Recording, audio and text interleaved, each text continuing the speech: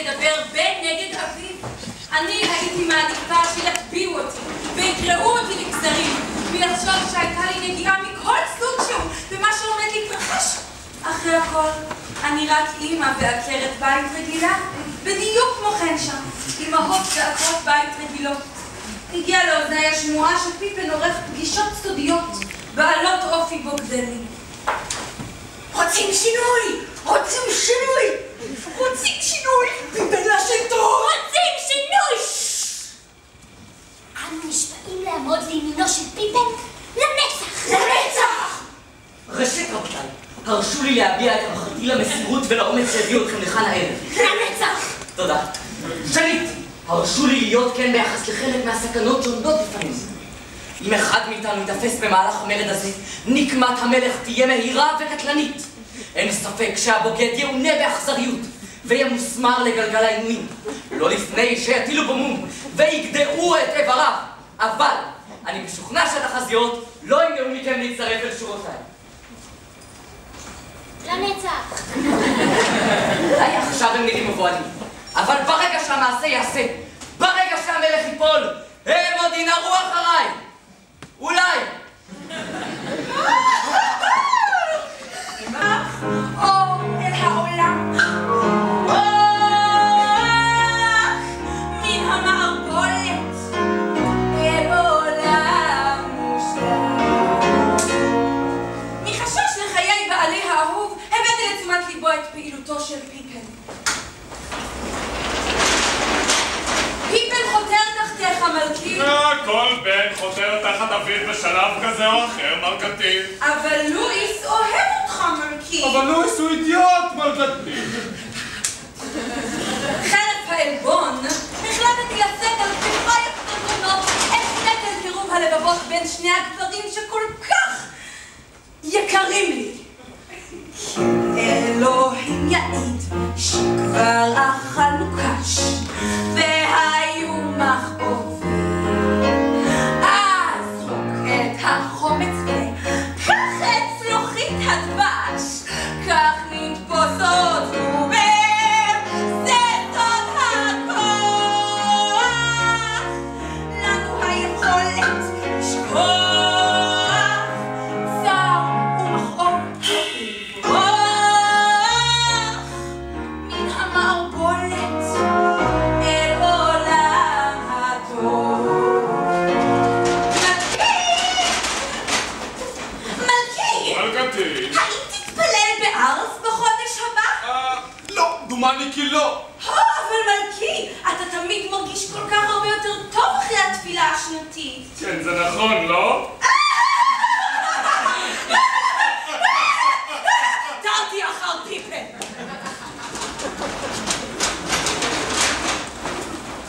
אביך אוהב אותך, פיפן. שוויון וחירות לכלל חשובים יותר מאהבת אף אחד לבנו. ובכל זאת, הוא יעלה את שמך על שפתיו כשיתפלל בארץ בחודש הבא.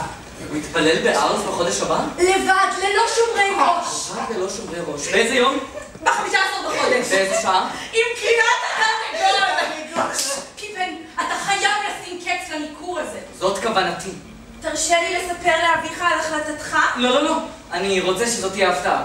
הפתעה, איזה חמוד. הכוונות שלך מסבות לרוב נחת. עזרת לי מאוד, פסטרדה.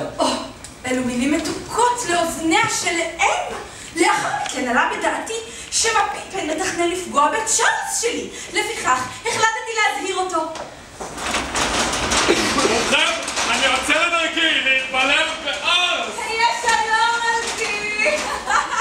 אוי ואבוי, בתוך כל ההתרגשות והמהומה של הפרידה מבעלי שכחתי לגמרי להזהיר אותו. אלוהים, איזה יום עמוס. האירועים מתרחשים במהירות כזו שקשה לי אישה רגילה כמוני לעמוד בקצב. אבל יש לי תחושה שביום מן הימים, בקרוב, אני אזכה לומר את מה שכל אימא מייחלת לומר. בני המלך. וזה סוד הכוח.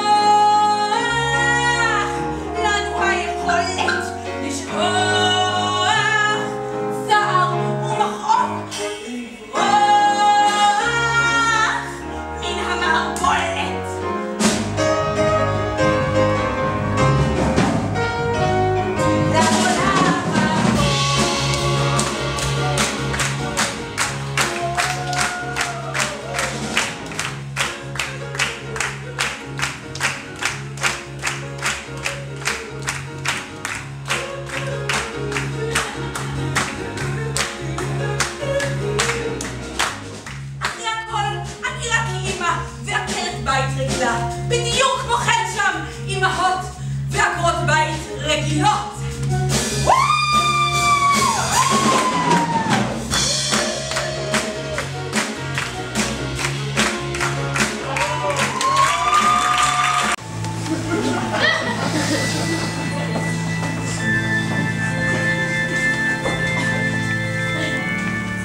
זה בסדר, אבי. אתה רשאי להיכנס. אני מצטער להפריע לך, בני. אני יודע שאתה אוהב להתפלל לבד. מה העניין? אני כאן כדי להיות איתך לרגע. להביט בעיניים שלך. ומה אתה רואה? שתי עיניים מזוגגות מעט בערפל השנים. שקיעה. מוות של אלפים. שיעבוד של עוד הרבה יותר. טרור ושפיכות דמים. זה מה שאתה רואה בעיניים שלי? אתה מכחיש? מכחיש. אני גאה בזה. אני עשיתי סדר בתוהו ובוהו. אם השיעבוד, הדם והמוות הם חלק מן הסדר הזה, יהי כן. אבל אלה מילים ששייכות לעבר. הזמן שלך עבר, בני. והזמן שלך הגיע. בני. כן, אבא. קל מאוד לשפוט את המעשים שלי מנקודת המבט שלך. אבל כשאני צעדתי, אבק הדרכים עלה באפי והדם של אויביי הציף את עיניי. מן הגבהים הכל בהיר מאוד, פיפן. ציפורים נישאות ברוח. אבל אלי, אני ירקתי דם לאורך היבשת הזו, ובדמי הצבתי אימפריה! ועכשיו אם סיימת את ענייניך איתי, לך והנח לי בתפילותיי. למה אתה מתפלל, אבא? לכוח. גם עבורך.